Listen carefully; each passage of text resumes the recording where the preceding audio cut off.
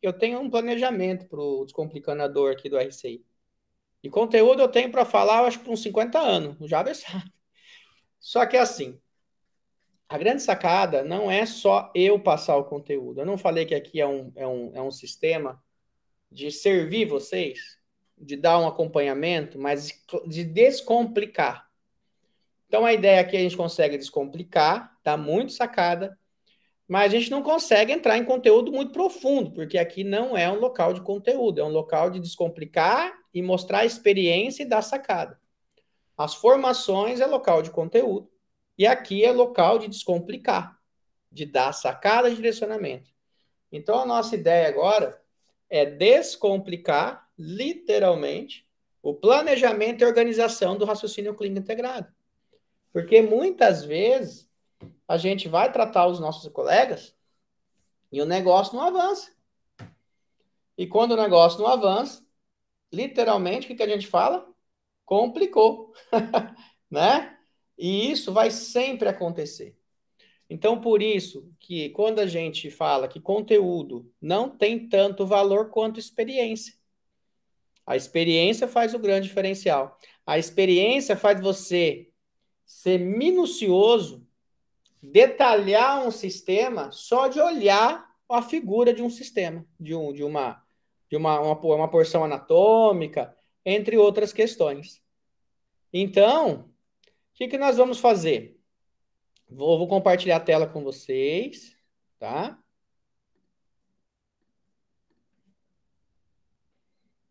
E vamos entender de uma forma descomplicada um planejamento e organização do raciocínio clínico integrado. Acredito que vocês já estão vendo a minha tela, né? Então, o primeiro passo que nós vamos fazer, deixa eu abrir minha caneta aqui, é dor. Todo mundo já entendeu que a dor é multifatorial. São várias nuances que tem dor. Então, pensando nisso, nessa organização clínica, o que eu tenho que fazer para trabalhar o processo de descomplicação da dor? Só um minuto.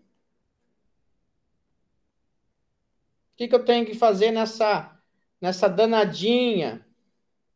No fundo, é bom a dor ser multifatorial, porque só vai reinar, só vai dominar quem tiver o RCI, cara. Isso é fato, não é exagero. E não tem só RCI quem estuda comigo.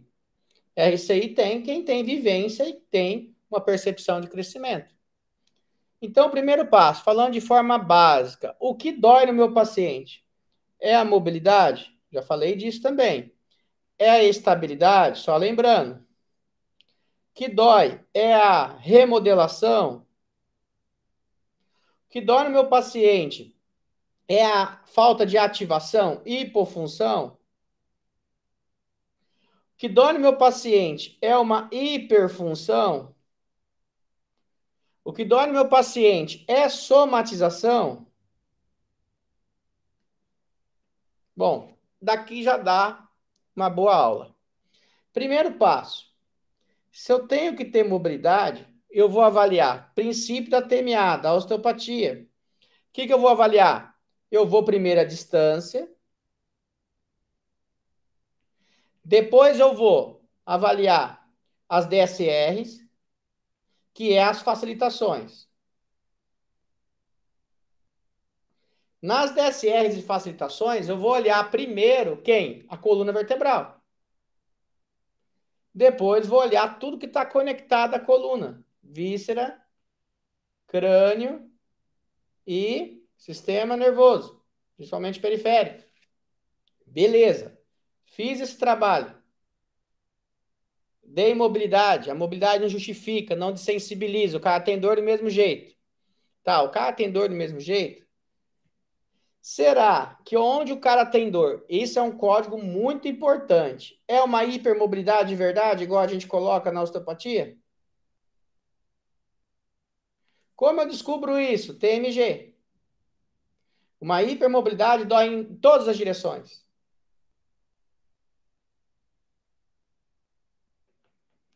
Não, não dói em todas as direções. Então você pode trabalhar até em cima do local, porque não é hiper. É lesão local. Beleza. Eu estou tendo estabilidade, falta de estabilidade, Fábio. A falta de estabilidade pode ser chamada de hipomobilidade. Só que essa hipomobilidade, ela não vem, quer dizer, a falta de estabilidade é uma hipermobilidade. Só que essa hipermobilidade, ela não vem só por bloqueios e por hipofunção. Então, se a gente pegar aqui uma hipomobilidade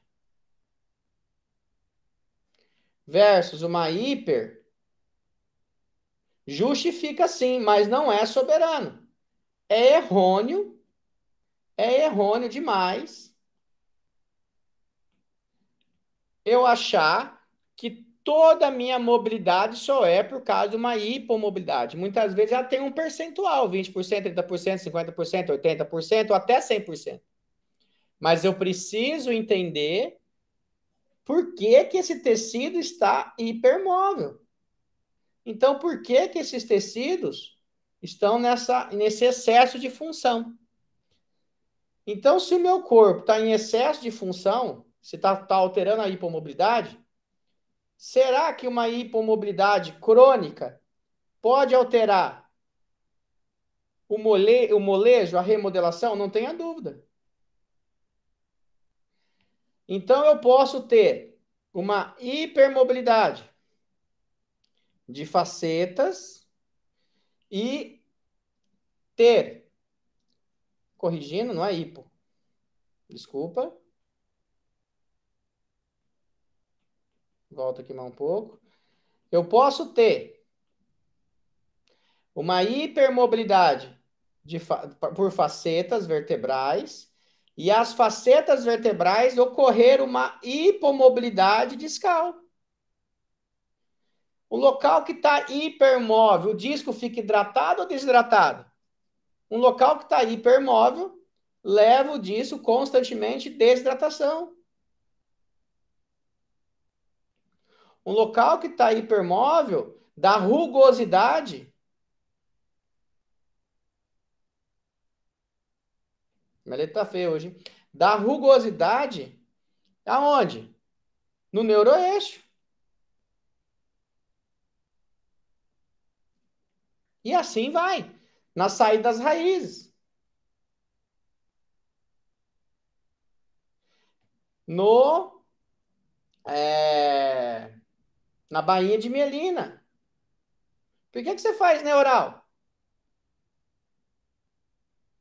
Então, uma hipermobilidade crônica pode causar adaptações em tecidos de falta de desidratação discal, pode causar hipofunção, né, retração do neuroeixo, pode causar perda de complacência neural, que é a alteração das bainhas de mielina, e assim vai, e até mesmo a aderência de tecido.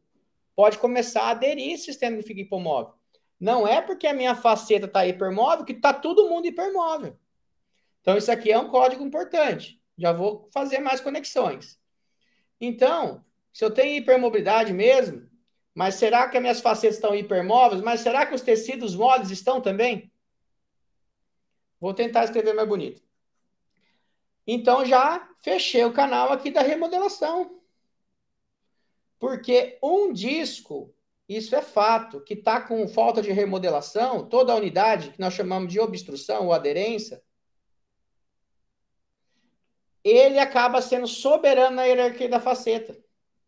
Então, muitas vezes, quando você desobstrui, é melhor até a mobilidade e a sensibilização esclerótomo, miótomo, dermato, viscerótomo da faceta. Então, vale a pena olhar isso demais. A hipofunção. Quando eu vou olhar a hipofunção, então já chegamos até aqui. Ó. Vimos a mobilidade, estabilidade, com a hipermobilidade, a remodelação com MP e a hipofunção.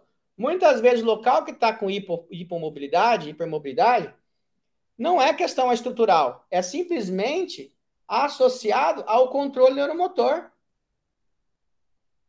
CNM. Se aqueles tecidos não contraem, eu faço estabilização segmentar. Na boa, não faça mais. É muito pouco. Nossa, não. A grande sacada do controle neuromotor é tratar com as resistências facilitatórias,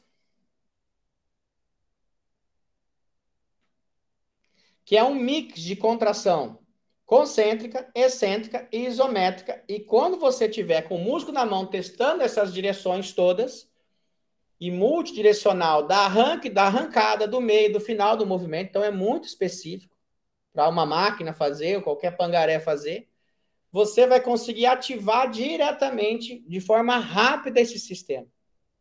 Então, entende que uma hipofunção num local vai dar alteração de mobilidade. Onde tem uma hipofunção, tem hipermobilidade local. E a distância vai ter hiperfunção. Então, isso é pesar demais. Já falei até em ombro, romboide não ativa, cervical ativa demais. Se os membros superiores e inferiores não ativam, o esqueleto axial, quando o esqueleto apendicular não ativa, o esqueleto axial ativa demais. Cara, isso é um código pesado. E tem paciente que eu não consigo avançar, eu começo a ativar o próprio Jader, dor no ombro, eu fiz ativação nele e parou de doer no mesmo momento. Depois que eu olhei tudo isso, eu olho também a questão somática. E como eu entro nessa visão, vou até pintar de vermelhinho aqui, porque somática é uma coisa extra.